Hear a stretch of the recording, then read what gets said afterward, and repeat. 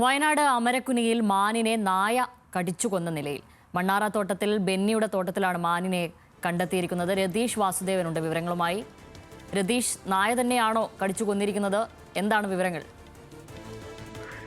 സ്വാഭാവികമായിട്ടും ഇപ്പോൾ വനംവകുപ്പ് അത്തരമൊരു നിരീക്ഷണത്തിലാണ് പ്രാഥമികമായും എത്തുന്നത്. കാരണം മറ്റു സംശയം തോന്നാൻ കാരണം ഈ പ്രദേശത്താണ് കടുവയുടെ സാന്നിധ്യം സ്ഥിരീകരിച്ചതിന്റെ തൊട്ടടുത്ത പ്രദേശമാണ്. അവിടുന്ന് 1/2 കിലോമീറ്റർ ദൂരം മാത്രമേ ഈ മണ്ണാർത്തോട്ടത്തിൽ ബെന്നി എന്ന കർഷകന്റെ തോട്ടത്തിലേക്കുള്ളൂ.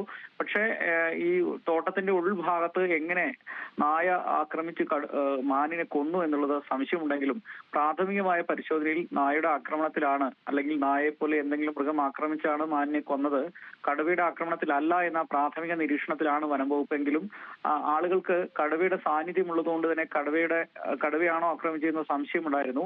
എന്നാൽ പ്രാഥമികമായി ഇപ്പോൾ നായയുടെ ആക്രമണം അല്ലെങ്കിൽ നായയെപ്പോലെ എന്തെങ്കിലും മൃഗങ്ങൾ ആക്രമിച്ചാണ് മാൻ ചത്തതെന്നാണ് ഇപ്പോൾ പ്രാഥമികമായ നിഗമനം. എന്തായാലും ഇതിന്റെ പരിസര പ്രദേശത്താണ് കടുവയുടെ സാന്നിധ്യം വനംവകുപ്പ് ഇപ്പോൾ സ്ഥിരീകരിച്ചിട്ടുള്ളത്.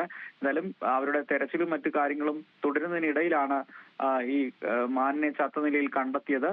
എന്തായാലും പ്രദേശത്തെ ആശങ്കകൾ ഒഴിവാക്കാൻ അല്ലെങ്കിൽ പരിഹരിക്കാനുള്ള തീവ്ര ശ്രമത്തിലാണ് വനംവകുപ്പും ഈ വെറ്റിനറി സംഘവും അതുപോലെ തന്നെ മയക്കുവെടി വിദഗ്ധരും ഒക്കെ പ്രദേശത്ത് ഇപ്പോഴും പരിശോധന നടത്തുന്നത് എന്ന് തന്നെ പറയാം. ശരി, എന്തായാലും കടുവ സാന്നിധ്യം സ്ഥിരീകരിച്ചതോടുകൂടി ഈ പ്രദേശത്തെ ജനങ്ങൾ വലിയ ആശങ്കയിലാണ്. ആ ഘട്ടത്തിലാണ് ഇപ്പോൾ മാനിനെ നായ കടിച്ചുകൊന്ന നിലയിൽ കണ്ടെത്തിയിരിക്കുന്നത്. രതീഷാണ് വിവരങ്ങൾ നൽകിയത്.